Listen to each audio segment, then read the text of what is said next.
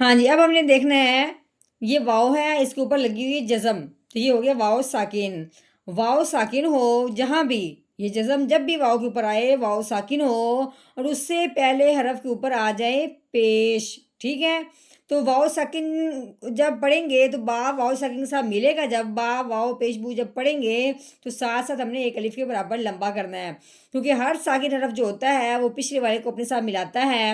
اب ساکن واؤ ہے، یہ تو با واؤ کے ساتھ ملے گا ہی، لیکن پھر جو ایک الف کے برابر لمبا کرنا ہے، یہ قاعدہ کب جاری ہوا ہے؟ واؤ ساکن سے پہلے پیش آنے کی وجہ سے۔ کیسے؟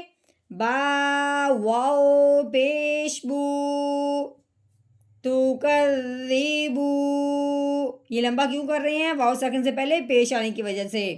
تو کریبو، نون زبردہ، تو کریبو